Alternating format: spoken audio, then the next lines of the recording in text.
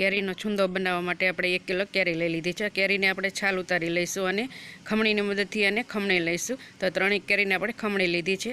તો હવે એને આપણે એક વાસણમાં એડ કરીશું, જેમાં છુંદો બનાવવો હોય એમાં એડ કરી લેવાનું।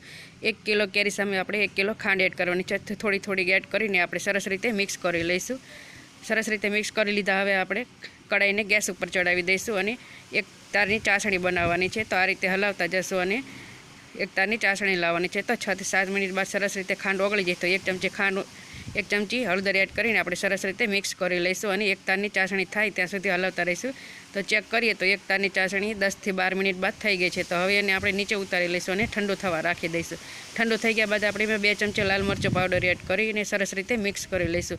હવે એમાં થોડાક લવિંગ, તજ, એલાયચી અને મરી એડ કરીને સરસ રીતે મિક્સ કરી લઈશું। તો આપણો સરસ મજાનો છુંદો બનીને તૈયાર છે।